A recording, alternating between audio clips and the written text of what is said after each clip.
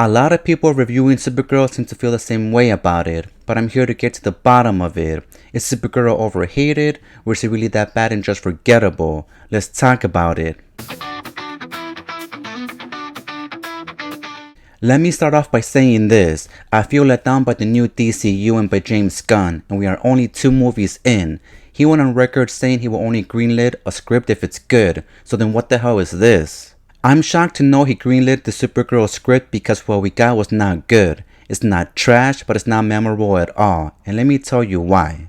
Supergirl is missing heart. It's missing well-directed action scenes. It's missing its overall footprint. It's just there. This does not fall on the main actress, Milly Alcock. It actually falls on the team behind this movie. What gets me even more is that the screenwriter for Supergirl is helping out James Gunn write a new script for Teen Titans and Wonder Woman. I hate to say this, but I am no longer excited for those movies, nor am I looking forward to them if the same screenwriter sticks around. Like, what the hell are we doing here?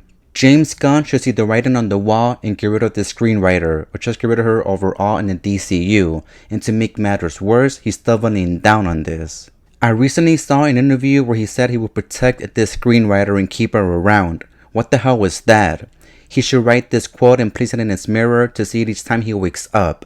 It's not show fronts, it's show business. I'm mind blown by this movie because it's meant to continue to build momentum for the new DCU when in fact it did the opposite. It feels like it stalled the new DCU compared to James Gunn's Superman. I actually reviewed James Gunn's Superman a year ago and I actually loved it. You can check out my review somewhere up here. And loving it so much really shifted my attention over to the new DCU, and I was really excited for Supergirl, but man, I need to be honest, Supergirl was a major letdown. Fortunately, not everything about Supergirl was mid. There are a few aspects of the movie that I actually found interesting, and one of them was Supergirl's backstory. Those scenes in particular were good because it added more to the DCU. Another aspect that was really good for Supergirl was actually Lobo. To be honest, his scenes are pretty fun when he's not being used as a silly laugh. Don't get me wrong, I like it when a movie is funny, but not when it overdoes it. Kinda like Thor Love and Thunder. Talking about Lobo, I don't think how he and Supergirl met felt natural at all, not one bit.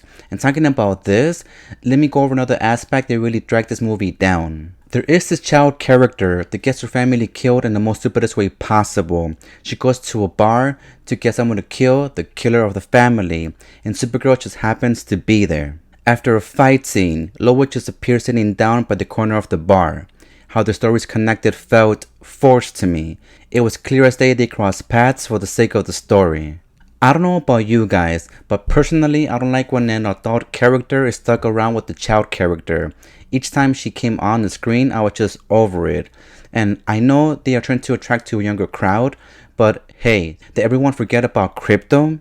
Talking about Krypto, I don't get why they use him as a push for Supergirl to go into an adventure, when just a movie before, we saw him be in danger and Superman had to rescue him. This is a recycled plot, but help me understand, how do we have a recycled plot already just 2 movies into this new universe? I thought James Gunn and Peter Safran would have caught this and made the screenwriter come up with something else, because the connection between Supergirl and Krypto wasn't really strong at all. I mean, yeah, there is a particular back scene or a backstory that helps connect the dots, but at that moment it was a little too late. Hell, the connection seems stronger and genuine between Superman and Krypto than here, and that's horrible because that is a major plot point in Supergirl. I want to hear it from you. What are your thoughts on this so far? Are we on the same page? Let me know your thoughts in the comments below. This movie felt like it was aimed for kids, but at the same time for adults, and not in a well-balanced way. This is a mixed bag. At times it wants to be serious, but then at times it wants to be extremely funny. But the thing is, not all the jokes landed. I feel that the darker aspects of the movie landed much more well than the funny moments. The comedy of the MCU truly spread across the corners of all the galaxy, because this is definitely the MCU kind of comedy. And don't get me wrong, that's not a bad thing, but to make it clear, this is the comedy that we got from Thor Love and Thunder. And by the way, I'm not sure why, but this movie had a lot of urinating jokes.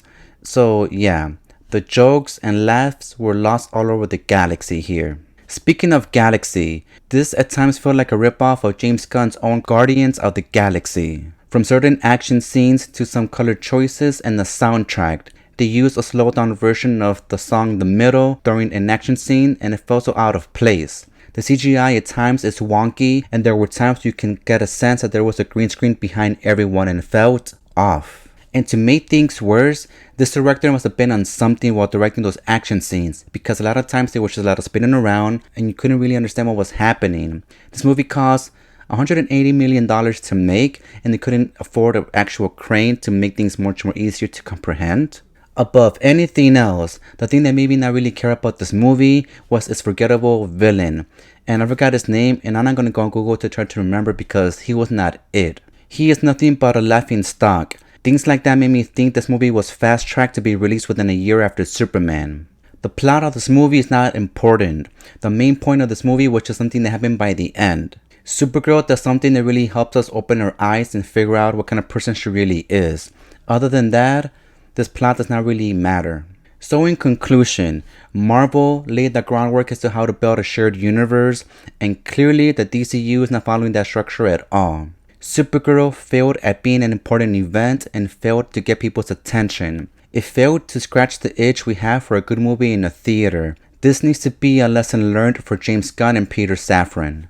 Supergirl does show some character development here. She began with being a strong girl, but she then ended up being someone else. Which is honestly a great story to tell, but the way it led us there felt empty. So in other words, Supergirl is super mid. This all leads me to my rating for this film, and for this one, I gave it a 2 out of 5 stars. This is not the best cinematic experience in theater. If you want to truly give it a chance, I recommend going on a Tuesday or earlier in the day when it's cheaper for you. To be honest, might as well wait until it's out and streaming. Well, thank you for your time today, my cinematic family, and for sticking until the end of the video. If you are a true cinephile, please hit the subscribe button. By the way guys, if you like this review, you would definitely love checking out my review for The Odyssey. Now that's a great highlight of 2026. It's practically a poem come to life onto the silver screen. Definitely check it out. I am Chewy and this is Chewy Cinematic Talk. Take care and I'll see you next time.